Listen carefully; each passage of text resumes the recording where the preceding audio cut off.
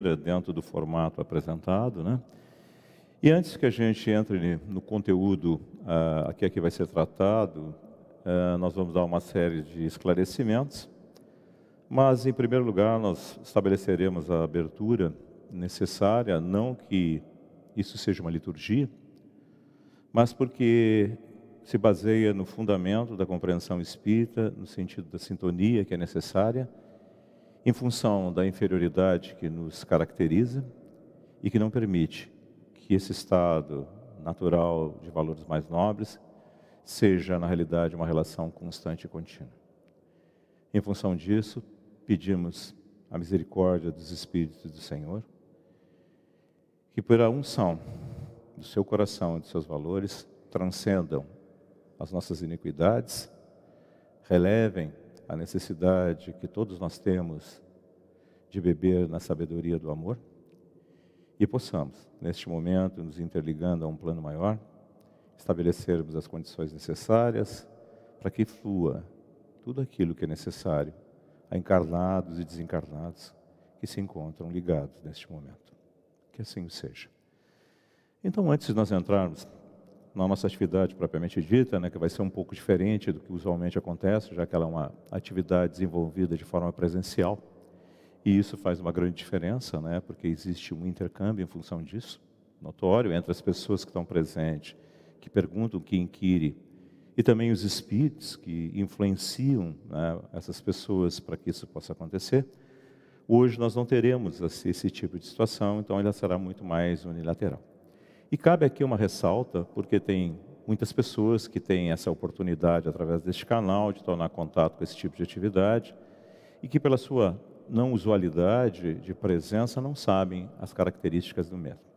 Essa nossa atividade, ela é uma atividade que se baseia no regimento interno dessa sociedade, que foi criado, baseado exatamente nos fundamentos traçados pelo Allan Kardec, no item 35 do Livro dos Médiuns, que fala do método em relação à doutrina espírita. E lá nesse item ele aconselha que, na realidade, a gente comece utilizando uma obra que se chama, que é o Espiritismo, que é, na realidade, uma comparação de 3 sistemas, entre um sistema materialista, um sistema ortodoxo religioso e a própria doutrina espírita, para nos dar, então, um embasamento de comparação entre esses 3 fundamentos, diríamos assim. A seguir, ele recomenda que, na realidade, se estude o Livro dos Espíritos, que é o livro básico que contém toda a doutrina, e que depois se faça, na realidade, a continuidade dos estudos, utilizando o Livro dos Médiuns, que, na realidade, vai falar não somente da parte prática, mas das relações morais que existem dentro dos objetivos e dos fundamentos que a regem, concomitando com a obra que existia à época da publicação do Livro dos Médiuns, que era a Revista Espírita, onde vários casos eram relatados, ilustrando tudo isso que a gente vê aqui dentro. Então, é em cima dessa base que nós realizamos a atividade. Para vocês que já viram outras vezes, nós, no final de cada atividade, nós encerrávamos e depois continuávamos com uma parte mediúnica, que não era levada ao público em função das suas características, do respeito à dor, aos conflitos que existiam dentro dos espíritos e que necessitam daqueles que, na realidade, vêm ter, na realidade, um outro tipo de relação com esse tipo de coisa, sem misticismo e sem escândalos, já que a dor, de qualquer forma expressa, mesmo por agressividade, necessita de respeito. Então, feito esses esclarecimentos, antes de passar para a parte do Livro dos Espíritos que estudaremos nessa noite, eu aproveitaria para falar para vocês, em função de tudo isso que está acontecendo, que determinou a ocorrência desse tipo de modelo, em função da pandemia que se encontra o planeta, que vocês, na realidade, procurassem ler essas obras que não são de agora. Esse livro aqui é de 2010, e esse outro aqui é de 2012, que é sequência desse que eu mostrei. Esses livros são de um autor muito conhecido, um espírito de enorme respeito, especialista em desobsessão, lembrando que desobsessão, na realidade, é a ideia da obsessão que a gente produz sobre nós mesmos, e por ressonância espiritual, por simpatia, a gente atrai espíritos que não são compatíveis, sejam de outras existências ou da existência atual, né? Que é a maior pandemia que sempre existiu no planeta, né? E que, na realidade, ilustra e explica, né, há 10 anos atrás, já que esse livro é de 2010, essas ocorrências que nós estamos passando. Justifica e ilustra por que elas estão se estabelecendo e que, na realidade, servem exatamente como diz o título do livro, para estabelecer uma transição de valores dentro dos habitantes do planeta, que somos todos nós, no corpo ou fora dele. Então, nessas obras vocês encontrarão, né, eu não vou fazer a leitura, eu até tinha me proposto, mas vai tomar muito tempo, em 2 partes, mas eu posso fazer a citação para vocês aqui, para vocês dar uma procurada. Então, nessa obra, se vocês procurarem no capítulo 3, no capítulo 2, melhor dito, o visitante especial, né, vocês olharem, melhor, capítulo 3, a mensagem de revelação, e vocês olharem na página 32, vocês verão que começa lá em cima dela uma narrativa de um espírito que está falando lá e descrevendo a natureza da ajuda e das características do planeta e da transição que se impõe sobre ele.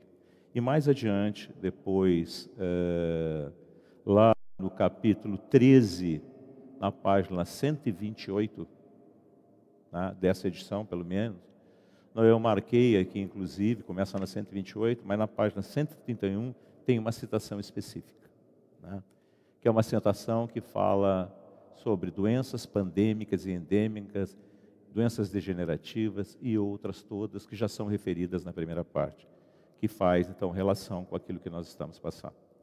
De qualquer forma, se vocês puderem lerem os 2 livros, vocês vão ver que os livros são muito bons, e eles se baseiam exatamente no entendimento de que, na realidade, a vida sobre o modelo planetário humano continua nas esferas imediatas espirituais, né?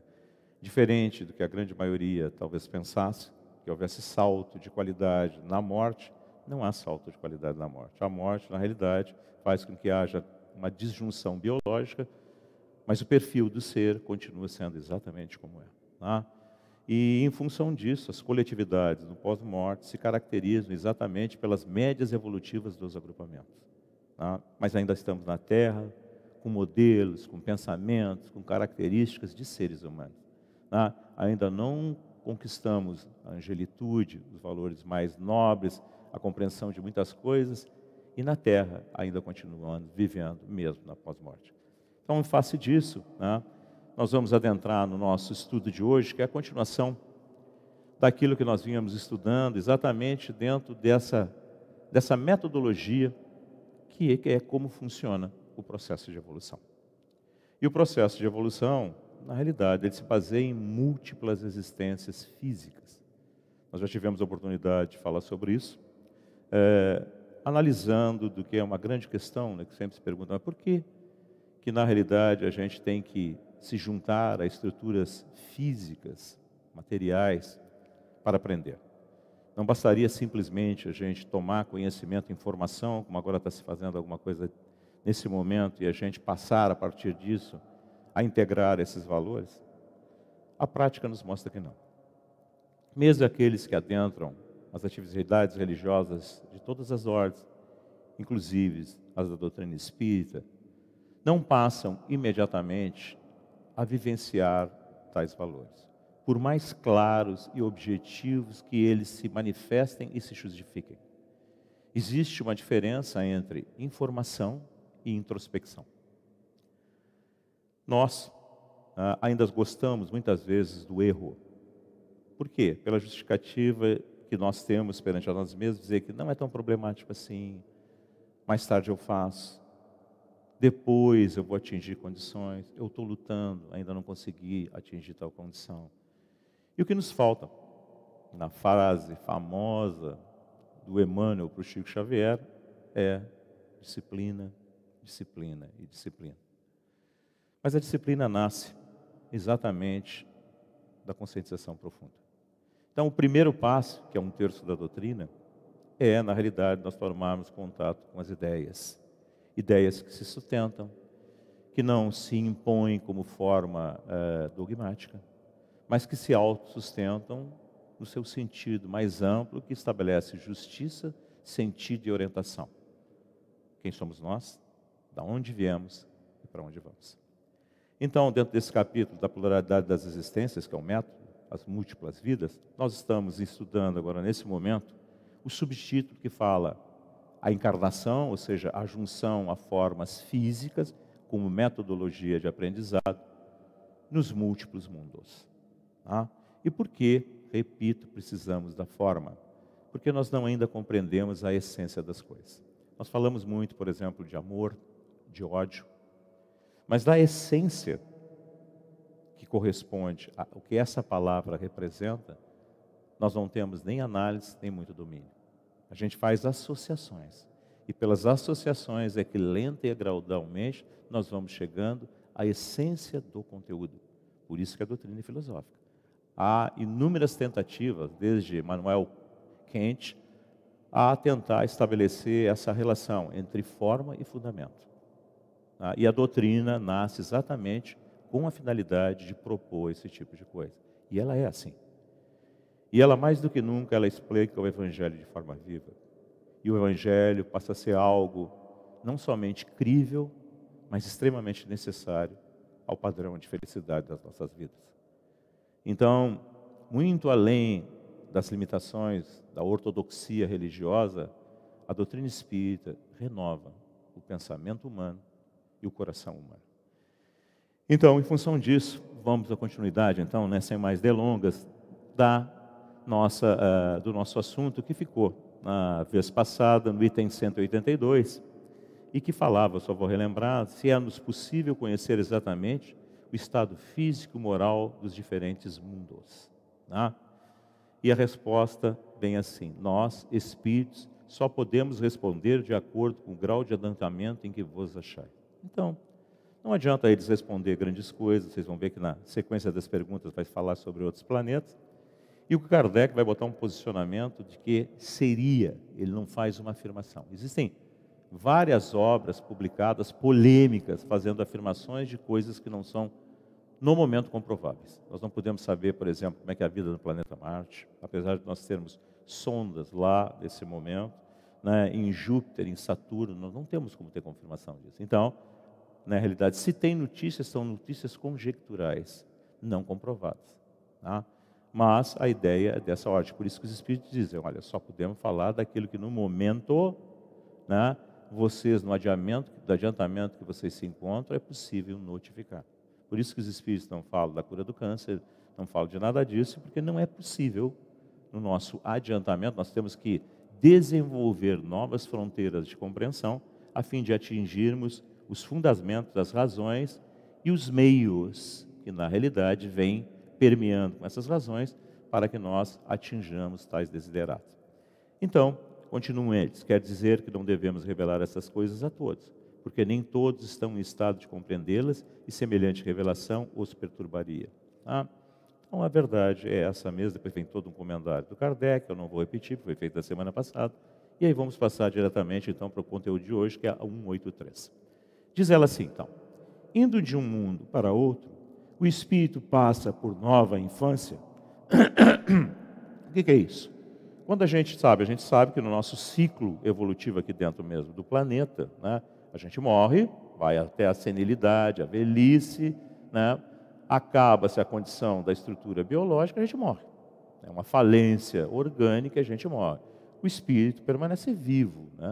Esse espírito fica um tempo na erraticidade, nós estudamos isso anteriormente, sofrendo uma série de experiências derradeiras em função de toda a sua existência, de todos os seus valores, e depois renasce novamente, voltando novamente à experiência física, para dar continuidade exatamente em cima de onde parou.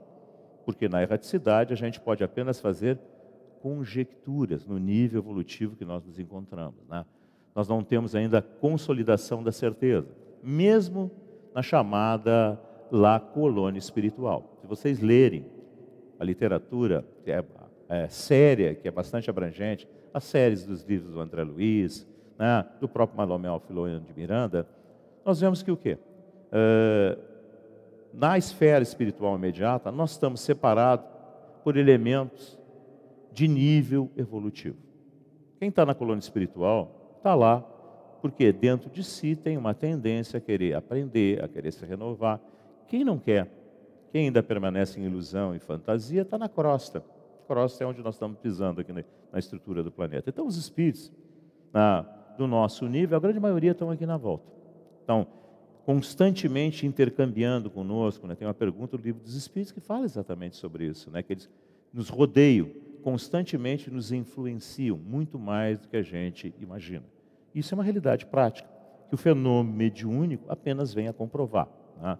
Essa situação. Então, em função disso, na erraticidade não existe a possibilidade objetiva, direta, de se estabelecer provas concretas.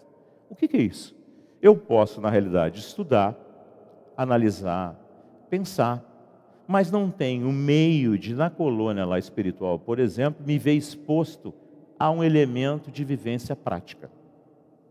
Então, vamos dizer que eu tenho um determinado conflito, eu morro, me arrependo, me dou conta, vou para a colônia, fico lá um largo tempo, estudo, coisa e tal, mas não tem ninguém na colônia que vá produzir uma situação prática de me expor novamente a essa condição. Então eu tenho que voltar à forma física para ser exposto novamente a essa situação. Isso é o que se chama de expiação. E não mais que isso, tem outras coisas que eu ainda não sei, né? E que eu vou, que na realidade lá conjecturo, faço uma análise, mas preciso novamente da forma para, na realidade, realizar experiências que vão me levar lenta e gradualmente a um novo patamar de valores e de compreensão. Então, por isso que a gente reencarna. E na reencarnação é preciso que haja uma nova adaptação. Por quê? Porque, na realidade, se eu me lembrasse conscientemente de todas as coisas, pelo patamar evolutivo que eu me encontro, eu quereria, como no famoso jeitinho brasileiro, burlar as coisas. Eu não seria espontâneo, eu não seria natural. A minha atitude não seria uma atitude verdadeira. E não adiantaria nada. Já que é um processo de evolução, eu estaria enganando a quem, se não a mim mesmo? Então, evidentemente, que por isso que dentro lá da justiça, dos processos das reencarnações, tem esquecimento do passado. Para que não haja essa tendência de burlar o sistema, que seria o nosso prejuízo, e também porque me lembraria, se eu tivesse essa lembrança plena na esteira do tempo, de todos os conflitos que eu já vivi, que eu pratiquei, daqueles que muitas vezes estão hoje no meu seio familiar, nos meus amigos, nas circunstâncias que a vida propõe de aproximação, e que eu veria neles, não na realidade de forma espontânea, uma nova oportunidade, mas uma lembrança de um velho indivíduo, e eu teria na realidade um comportamento tendencioso. E isso impediria que eu tivesse uma tendência natural à renovação. Então é por isso que as coisas funcionam dessa maneira, numa síntese pobre, mas bastante justa, que justifica esse elemento. Então, na infância, além de haver adaptação à estrutura orgânica nova, no desenvolvimento dos órgãos, que a ciência comprova, que é o desenvolvimento psicomotor, intelectual, na realidade eu tenho uma condição de novamente ter uma abertura, uma flexibilidade emocional. Então, infância é uma característica do processo evolutivo, enquanto dentro dos processos de múltiplas vidas, ou seja, enquanto dentro da reencarnação. Então, em qualquer planeta, em qualquer lugar que esse processo ainda esteja em voga, existe infância. A duração da infância que varia, segundo o nível evolutivo de cada orbe que existe, ou seja, cada planeta, cada estrutura evolutiva. Onde é mais avançado, a infância tem menos tempo. Onde é mais atrasado, a infância tem mais durabilidade. Então vamos ao que diz a resposta. Indo de um mundo para outro, o espírito passa por nova infância. Em toda parte, a infância é uma transição necessária, mas não é em toda parte tão obtusa como no vosso mundo. Então eu fiz uma pequena introdução para justificar a natureza da resposta. Tem que ter infância em tudo que é lugar? Tem. Agora, nem em todos os mundos ela é tão, a palavra que ele usa aqui, obtusa, ou seja, fechada, limitada, como no nosso mundo. E por que ela é assim? Por o nosso patamar evolutivo. Vocês veem que, por exemplo, um exemplo bem tipificado desse tipo de coisa é os gêmeos univitelinos. São aparentemente idênticos e no fundo são tão diferentes. Se a gente olhar, seria o clone perfeito material, mas as tendências, os impulsos, as características, mesmo pai, mesma mãe, e são às vezes tão diferentes assim. Então isso é uma ideia para a gente parar para pensar. Então, indo adiante, da 184. Tem o espírito a faculdade de escolher o mundo onde passe a habitar? Então, podemos nós, quando estamos na erraticidade, escolher, vou habitar na Terra, vou habitar em outro lugar? Pensem. Vou fazer um exemplo para vocês. Você sai com um filho pequeno de vocês, de mão. Ele escolhe, ele determina as coisas todas? Vocês vão me dizer, é óbvio que não. Mas vamos mais adiante. Por que não? Por que nós não permitimos que ele faça esse tipo de coisa? Vocês vão me dizer, mas olha, ele é uma criança, ele não tem discernimento. Se nós analisarmos evolutivamente, que estágio nós nos encontramos? Vocês vão dizer, não, nós não somos crianças evolutivas. Será que não? Vamos olhar o comportamento vigente hoje dentro do planeta. Hoje. Vamos olhar todas as sociedades, como elas existem. Os conflitos, os comportamentos, as dificuldades, as dores, as fantasias, o apego, a posse, a inveja, o ciúme. Nós não somos crianças emocionais? Então, como dotar alguém que enxerga dessa maneira da capacidade plena da escolha? Evidentemente, seria um descritério. E vocês que a resposta vai nessa direção. Então, diz os Espíritos assim, nem sempre. Pode pedir que lhe seja permitido ir para este ou aquele, e pode obtê-lo, se o merecer. Está entre vírgulas. E aí nós vamos discutir depois o que é o merecer. Porquanto a acessibilidade dos mundos para os espíritos depende do grau da elevação destes. Então, o que é merecer? O que a palavra vem de mérito, né? O que é mérito em espiritismo? Jesus, como sempre, definiu isso de forma plena. Quando ele define que é digno o obreiro de seu salário, é uma figura simples, né? É o nosso dia a dia. A gente trabalha um mês inteiro.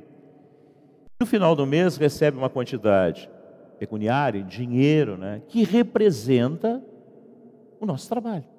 Porque o nosso trabalho foi material, a gente vive no mundo material e trabalha materialmente para adquirir condições, ao menos na nossa mentalidade inicial, para subsistência física, material.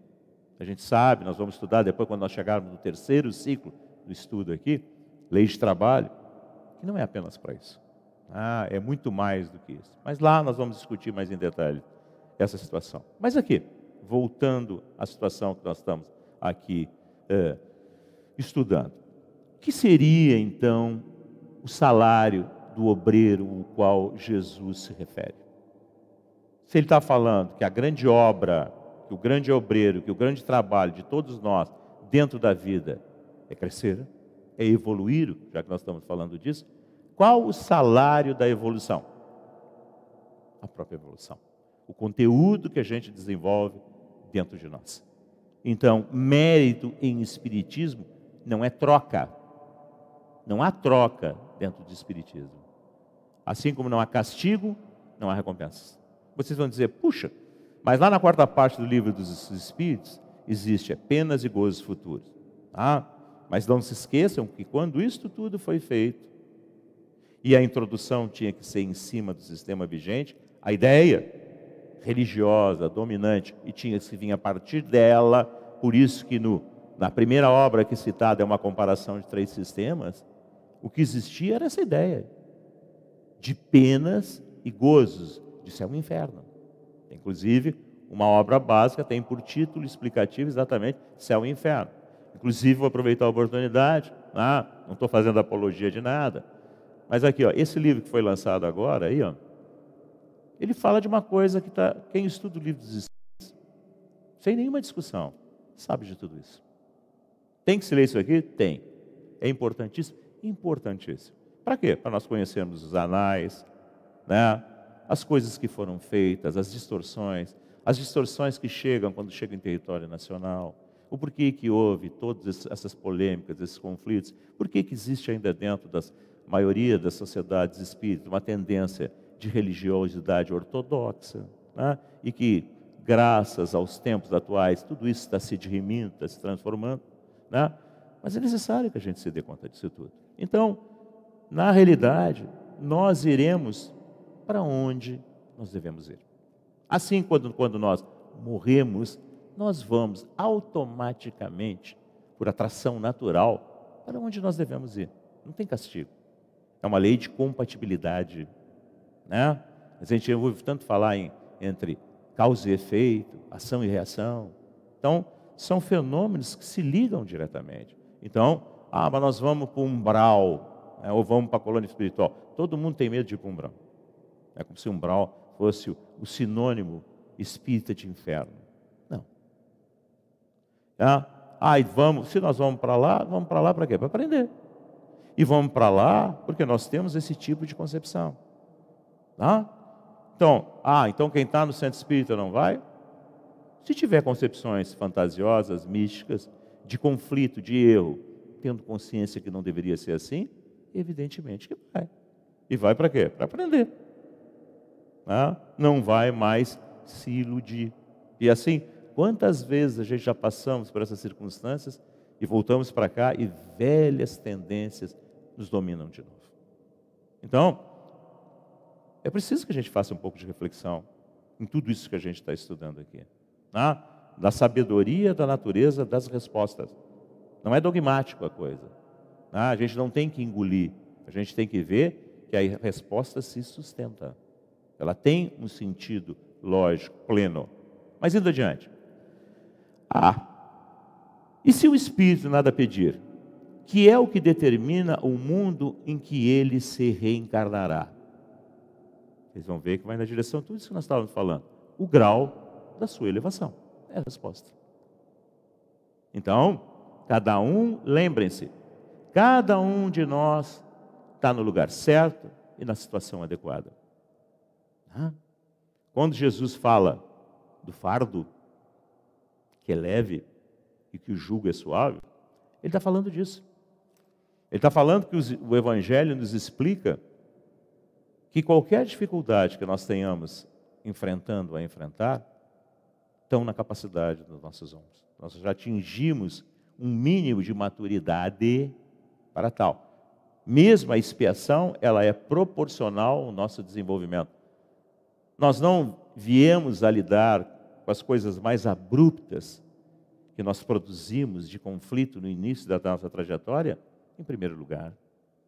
Evidentemente que não. Nós temos que desenvolver poupança moral. O que é isso? Equilíbrio. Equilíbrio para poder lidar com os conflitos que geraram esses tipos de comportamento. Jesus ilustrava que há mais festa no céu no retorno de um ímpio do que de um justo. Inclusive, na parábola, é muito bem ilustrado isso. Falando na representação daquele que se considerava justo, que cobra do pai a festa para o filho rebelde.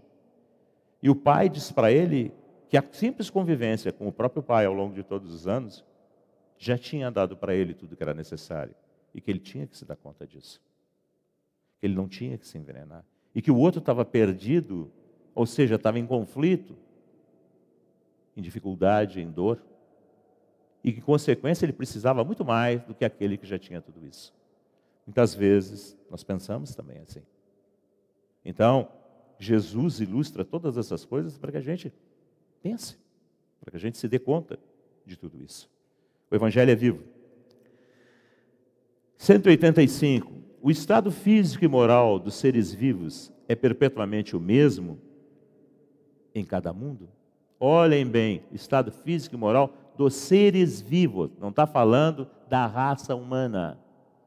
Não está falando apenas de uma faixa característica evolutiva, está falando dos seres vivos. E pergunta, o estado físico e moral dos seres vivos é perpetuamente o mesmo em cada mundo? Então, animal sempre vai ser animal, planta vai sempre ser planta? Nós estudamos lá, se lembrem, fundamentos essenciais, princípio material, princípio inteligente. O princípio inteligente vai se elaborando, indo, sofrendo experiências nos reinos, acumulando. Quando ele tem um determinado patrimônio já argamassado na sua própria estrutura, e esse patrimônio desenvolveu neles, através dessa aptidão que se chama inteligência, a condição de interrelacionamento desses patrimônios, ele, em função disso, desenvolve a capacidade de comparar. Nesse momento em que ele desenvolve a capacidade de comparar, e consequentemente começa a desenvolver a capacidade de escolher, ele entra no chamado reino da razão, onde começa a ser desenvolvido inicialmente também o livre-arbítrio. E aí, dentro dessa trajetória, ele entra naquilo que conhecemos como sendo reino hominal ou humano. Então, a pergunta aqui é muito mais ampla do que isso. Pergunta, existe sentido, no sentido de progresso para os demais seres vivos? Ou animais sempre serão apenas animais, vegetais serão sempre vegetais? E a resposta é não. Perpetuamente o mesmo estado? Não. Os mundos também estão sujeitos à lei do progresso. Todos começaram como o vosso, por um estado inferior, e a própria terra sofrerá idêntica transformação. Tornar-se-á um paraíso quando os homens se houverem tornados bons. Então, ele fala, a pergunta do Kardec, o espírito se dirige mais para uma resposta mais direta para a nossa faixa, mas a primeira parte da resposta é um não, ponto e vírgula. Quando nós fomos estudar isso mais adiante, na parte que se chama os 3 reinos, nós vamos ver isso mais em detalhes. Mas nós já vimos parte disso lá no início, quando estudamos, na realidade, princípio material e princípio espiritual. Então, não, tudo progride, a terra, seus habitantes, todos os reinos progridem, porque não haveria seres criados perpetuamente à servidão. Mais tarde, nas obras complementares, sérias, nós veremos que os animais da Terra evoluem em outros planetas mais adiantados, mas continuam sendo animais mais inteligentes, mais desenvolvidos, que os nossos animais mais desenvolvidos, que são os mamíferos.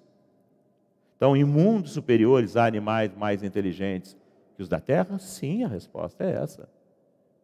Mas ainda serão mais inferiores ao homem mais inferior do mundo mais inferior. Então, o que significa isso? Nós vamos estudar isso mais em detalhe adiante. O princípio inteligente vai se elaborando, chega num ápice, e quando ele atinge essa condição, que eu falei anteriormente, de desenvolvimento da capacidade de comparação, consequentemente da razão, do livre-arbítrio, aonde isso acontece? No mundo inferior, que é, na escala evolutiva, abaixo da Terra, que é de expiação e prova. Lá é que começam as primeiras encarnações no reino hominal. Seriam criaturas abaixo ainda daqueles que nós conhecemos nas eras primitivas da Terra, dos australopitecos, antes do homem erecto, do Homo sapiens, quando os primeiros, na realidade, estruturas que estavam, na realidade, vindo a partir da formação da transformação do símio mais evoluído na espiritualidade, para nascer em paralelo com o símio, uma nova estrutura que seria, na realidade, habitada por espíritos na faixa humana, e isso tudo acontece, em primeiro lugar, em planetas mais primitivos. E depois transmigam, na sequência evolutiva, para planetas como o nosso. Por isso é que justifica, por exemplo, ainda a presença de espíritos, por exemplo, em faixa mais primitiva, como tem índios no interior da Amazônia, mas que já estão no estágio muito mais avançado do que os hominídeos no início do planeta. Mas indo adiante, ainda tem um comentário do Kardec, né, que diz assim: é assim que as raças que hoje povoam a Terra desaparecerão um dia, substituídas por seres cada vez mais perfeitos, porque essas novas raças transformadas sucederão às atuais, como estas sucederam às outras ainda mais grosseiras. Que é isso que nós estamos, né, limitadamente falando no momento. Pergunto 186. Haverá mundos onde o espírito, deixando de revestir corpos materiais, só tenha por envoltório o perispírito? O que está sendo perguntado aqui? Se quando a gente atinge tudo aquilo que a forma, ou seja, que a necessidade de corpos materiais possa oferecer, seja se esgotado, nós sejamos aprendido tudo, se na realidade, né, existem mundos em que na realidade se atinge essa condição de não mais vincular a corpos físicos, tendo somente o perispírito, que é na realidade aquela estrutura que agrega em cada mundo os fluidos inerentes, né, que é a palavra que se utiliza, né, inerentes a cada estrutura cósmica, e lá agrega em si esse fluido que faz vinculação com o corpo físico que ele renasceu. Então, a pergunta é: existem essas condições que não mais se encarne? A resposta é há. E mesmo esse envoltório, que ele está falando do perispírito, se torna tão etéreo, quer dizer, é a palavra que era utilizada e que ainda representa tão o quê? Sem conteúdo material, sem agregação fluídica praticamente nenhuma, que para vós é como se não existisse. Esse o estado dos espíritos puros. Então, aqui nós matamos uma outra charada, uma grande dúvida que existe dentro do movimento espírita. Espírito puro tem perispírito? Tem. Se não tivesse, como é que Jesus teria reencarnado? Não teria como. Primeiro aspecto. O que é o perispírito? O perispírito é uma função, uma estrutura, um elo de ligação entre o espírito propriamente dita e o corpo material. Só essa função? Não, tem mais funções do perispírito. Então ele se encharca do fluido do meio e, em função do fluido do meio ter relação diretamente com a estrutura corpórea, permite essa relação. No espírito puro, ele tem o perispírito, mas como ele não precisa mais reencarnar e não tem limites, estará em qualquer lugar, dentro de qualquer mundo, na realidade o perispírito não se encharca de nada, a não ser que seja necessário para uma determinada atividade, função ou missão. Foi o caso da reencarnação de Jesus. Bom, parece resultar daí que entre o estado correspondente às últimas encarnações e o de espírito puro, não há linha divisória perfeitamente demarcada? Não. O que ele está perguntando aqui? Nós lembrávamos lá da pergunta 100, subsequente, que fala da escala espírita. Né? Vocês se lembram que lá o método utilizado foi o método mais simples, né? Que facilita a compreensão. Se pegou um extremo, outro extremo e o meio. Primeira, segunda e terceira ordem. Primeira ordem, o ápice do processo evolutivo. Espírito puro, classe única. Depois, segunda ordem, várias classes, sendo a última classe, o que era? Espírito superior, que é o que ele está falando aqui. Depois, terceira ordem, espíritos imperfeitos. Aí tem várias classes, tem até uma classe em particular que pode vir de todas as outras, né, que são chamados famosos poltergeists ou espíritos batedores. São espíritos voltados para fenômenos de efeito físico. Mas voltando então à natureza da pergunta. Parece resultar daí que entre o estado correspondente às últimas encarnações, classe dos espíritos superiores, e o do espírito puro, não há uma linha divisória perfeitamente demarcada? Resposta: semelhante demarcação não existe. O que é isso? Vocês se lembram de um detalhe que vai bem ilustrar isso aqui? Quem era a criatura que Jesus mais gostava? Todo mundo vai gritar, vai dizer imediatamente: João Evangelista. Mas vamos lembrar de uma coisa, Jesus falando sobre João Batista.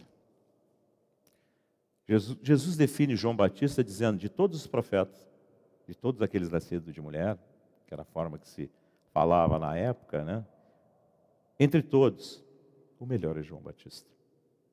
A gente tem notícias, né, de que João Batista é o Espírito de verdade, aquele que preside a instituição da obra da doutrina espírita, que se manifesta como sendo a verdade para Kardec.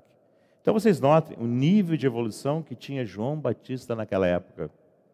Ele não era um espírito puro naquela época, mas com certeza era um espírito no final da segunda ordem. Quando, na realidade, quase 2000 anos depois, no advento da doutrina espírita, o Espírito de verdade se manifesta, na promessa de Jesus do Paracleto prometido, Jesus promete que pedirá ao Pai que mande um outro Consolador. Se ele se refere a um outro Consolador, é porque ele se põe na posição de um. E o outro Consolador seria o Espírito de verdade, que a humanidade, à época de Jesus, não poderia ver porque não poderia compreender. E que depois, 2000 anos depois, quando nós atingimos os ideais lá representados na França naquele momento, após a Idade Média, que foi negra, e que ali naquele momento é representado, chamado o momento, a época das luzes, onde nasce o ideal de fraternidade, igualdade, liberdade, que está ali representado pela queda de Bastilha e todas essas coisas, está demarcada o momento de início da maturação da humanidade, em que, na realidade, esse Espírito de verdade poderia, na realidade, vir e se consolidar. Então, por isso que é na França e por isso que é nesse momento. Então, a resposta dos Espíritos consolida a natureza que, na prática, nós já temos, na realidade, condições de avaliar. Semelhante demarcação não existe. A diferença entre um e outro estado se vai apagando pouco a pouco e acaba por ser imperceptível, tal qual se dá com a noite as primeiras claridades do alvorecer.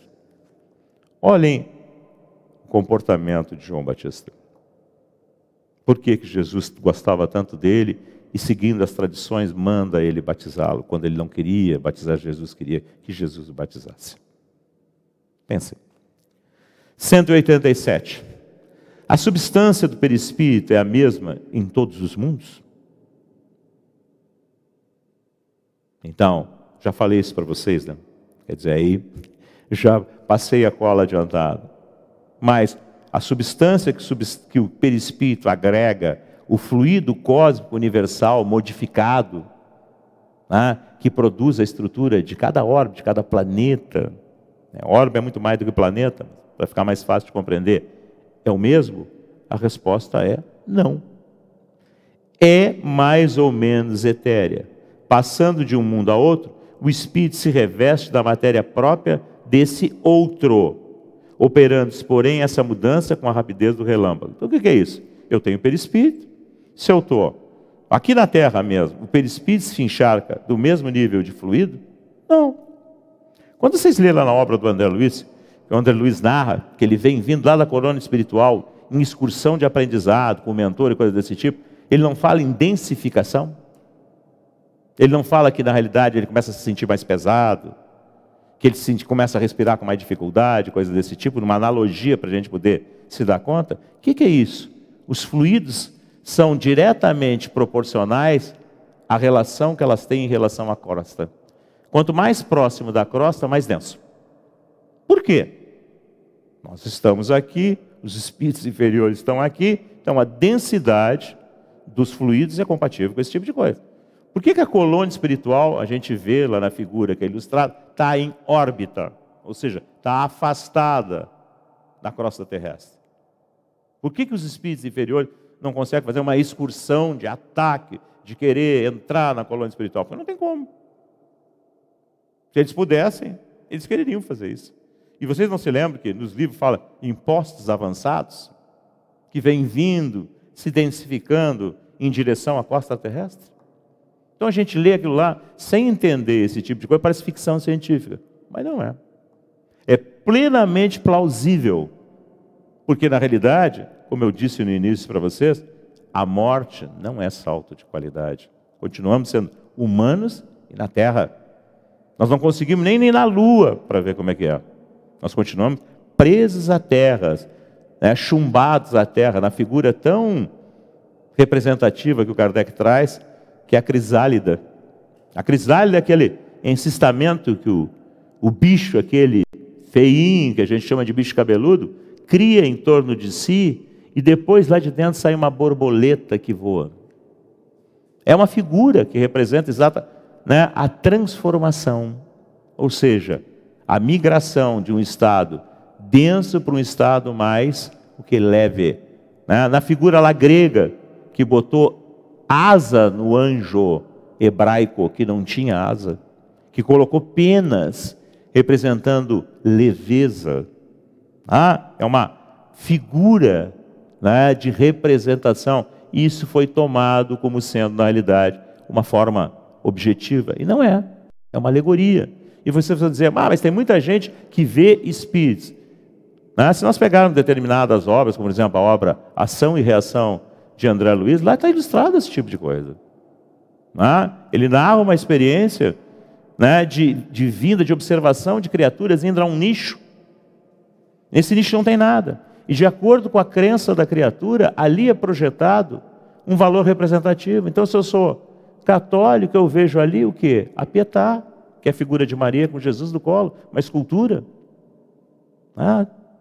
Se na realidade é um espírita tradicional, ele vai ver a figura do Bezerra de Menezes. Conforme o nível de concepção, existe o retorno da espiritualidade, que não iria aviltar o nível da compreensão e o nível da crença, que está em patamar, cada um ajustado ao nível de desenvolvimento da sua fé. E que a fé tem valor intrínseca. Por isso que espiritismo não se baseia puramente em conhecimento, mas em vivência. O que adianta, como dizia Paulo de Tarso, eu saber tudo, dominar até as línguas dos anjos, se eu não tiver amor, se eu não tiver caridade? Eu nada sou. Eu sou como na realidade aquilo que tem dentro do sino, que sem aquilo um badalo, que sem o sino não causa som. Então vamos pensar, vamos começar a se dar conta. Então, semelhante demarcação não existe. Quando a gente estuda a escala espírita, a gente vê isso. Existe muitas vezes uma demarcação entre uma classe e outra? Não, às vezes a gente está com o pé numa querendo entrar na outra. No final é a mesma coisa. E depois lá do espírito, no final do processo ainda de encarnações, ele está já entrando na pureza, mas ainda não consolidou propriamente. Caso tão ilustre de João Batista. Indo adiante. 188. Os espíritos puros habitam mundos especiais? Ou se acham no espaço universal, sem estarem mais ligados a um mundo do que a outros? Então está perguntando. Tem mundo especial para os espíritos puros? Ou eles não têm nenhum lugar fixo ou coisa desse tipo? Lugares têm, mas isso não significa que eles estejam imóveis, inoperantes, contemplando Deus lá parados. Ainda vamos falar de lugar, mas não está dentro da nossa relação de concepção. A nossa relação de concepção é tridimensional. Se torna difícil nós, por exemplo, compreendermos um espírito desencarnado. Nós não conseguimos nem definir esse tipo de coisa, ainda sendo matéria, porque na realidade transcende o tridimensional. E aí nós vamos entrar nas formulações, nas ideias que são desenvolvidas da ciência, de que existem outras dimensões, não perceptíveis. Existem experiências realizadas dentro do meio espírita, sério. Tem um equipamento que foi desenvolvido por um pesquisador espírita, bastante sério, que desencarnou em 79, Dr. Hernani Guimarães Andrade, que desenvolveu uma máquina que ele botou o nome de tensionador espacial, e que faz uma experiência objetiva de criar um campo neutro. Só estou ilustrando para vocês para determinar esse tipo de coisa, vocês depois pesquisem. E quando ele produz essa ação do campo neutro, tem uma deflexão lá dentro do campo, provando que na realidade a sonda ou o elemento lá colocado é arremetido para um determinado local que não deveria existir. Mesmo comportamento, por exemplo, do meson, quando é acelerado dentro de um acelerador de partícula, que na realidade ele some em função da carga de energia que é transferida para ele. Quando isso é baixado, ele volta a vibrar em nível mais baixo, se torna visível de novo. E aí nós iríamos seguir com vários exemplos, mas é só para ilustrar esse tipo de coisa. Então, os espíritos puros, na realidade, têm um local determinado, ou eles podem ir a todo lugar. Habitam certos mundos, mas não lhe ficam presos. Como os homens à terra, podem, melhor do que os outros, estar em toda parte. Então, os espíritos puros são os agentes divinos, quando a gente estuda a escala espírita, e, na realidade, trabalham vinculados a determinados elementos, mas não tem limitação nenhuma. Aí tem um comentário bastante grande aqui do Kardec, que eu vou ler, tá? E que vai ilustrar exatamente tudo isso que é muito falado, né, sobre os planetas e coisas desse tipo, e vocês vão ver que ele não faz uma afirmação concreta, ele só faz sobre a Terra. Diz ele assim: segundo os espíritos, vírgula, de todos os mundos que compõem o nosso sistema planetário, que é o sistema solar, a Terra é dos de habitantes menos adiantados, física e moralmente. Então, significa que nós somos grosseiros, tanto em corpos orgânicos, materiais, quanto moralmente. É verdade. Vocês veem que um vírus, porcaria, termina conosco em vapt-vupt.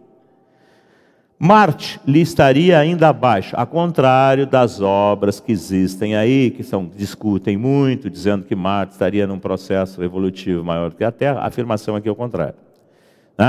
Sendo-lhe Júpiter superior de muito a todos os respeitos. O Sol não seria um mundo habitado por seres corpóreos, mas simplesmente um lugar de reunião dos espíritos superiores, os quais de lá irradiam seus pensamentos para os outros mundos, que eles dirigem por intermédio de espíritos menos elevados, transmitindo-os a estes por meio do fluido universal.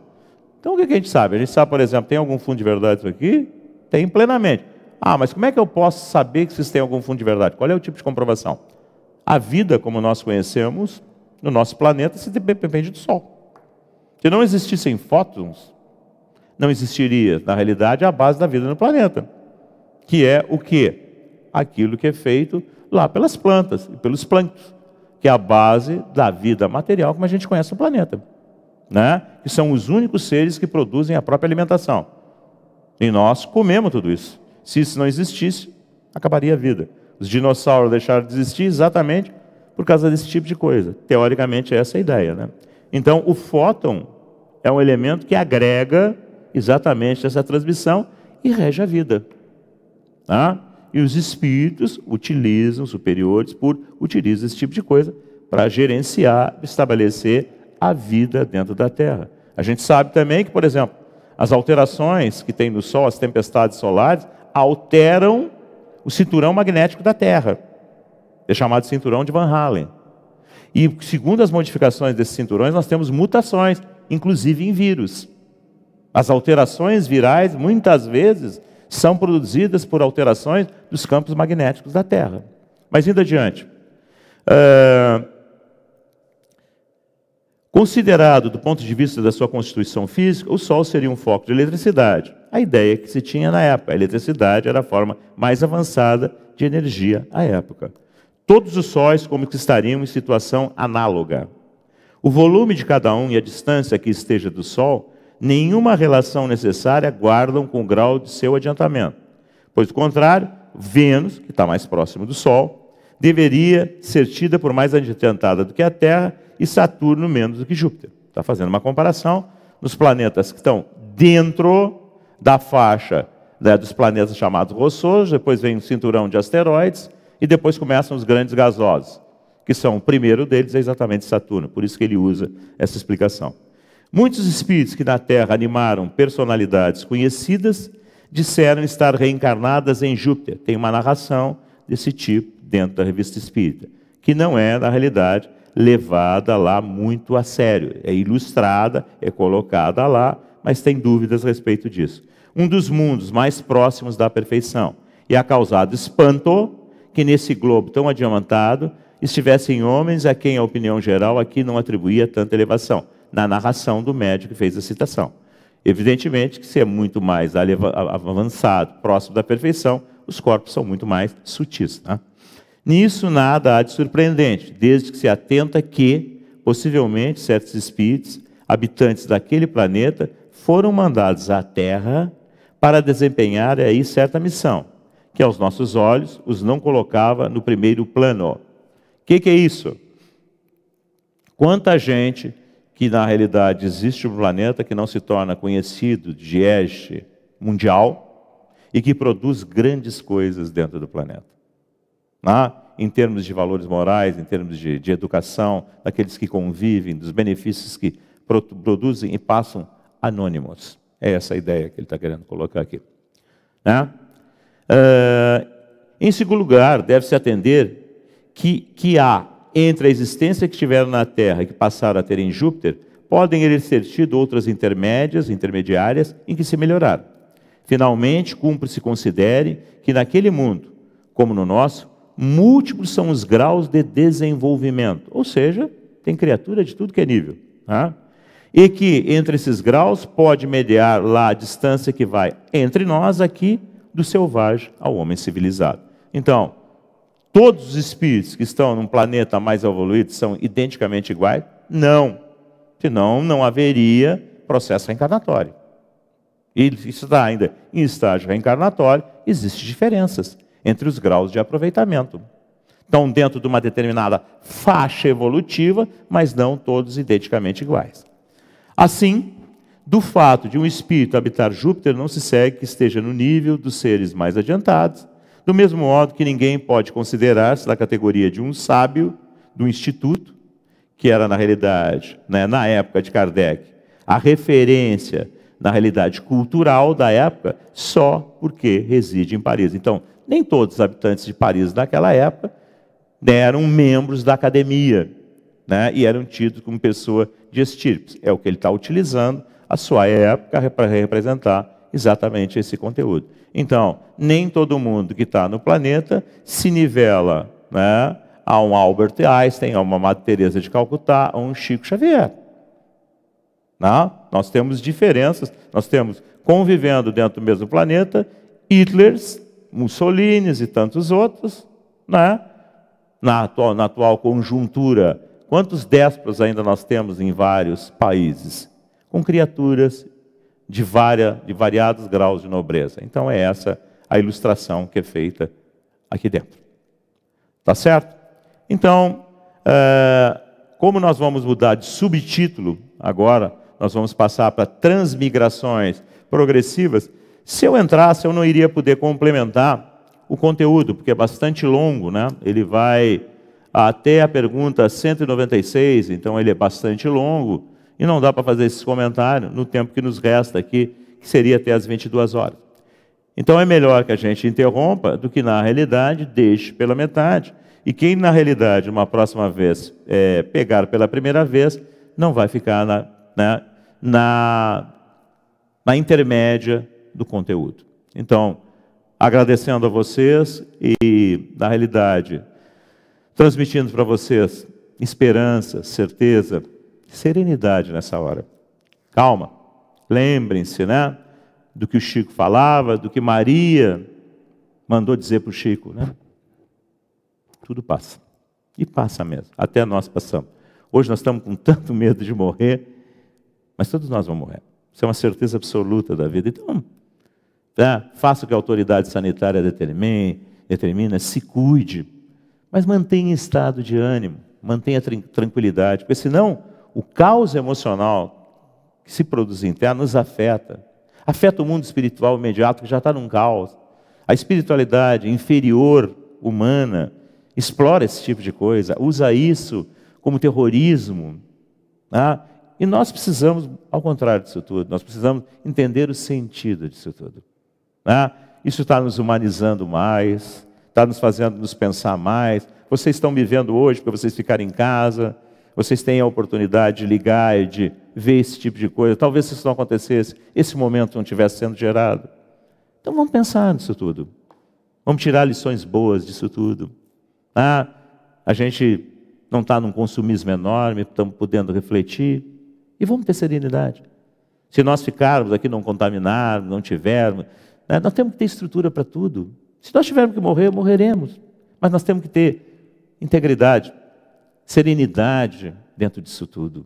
Acalmem-se. A grande maioria, quase totalidade, não vai morrer. Podem ter certeza disso. Outras pandemias virão dentro do tempo.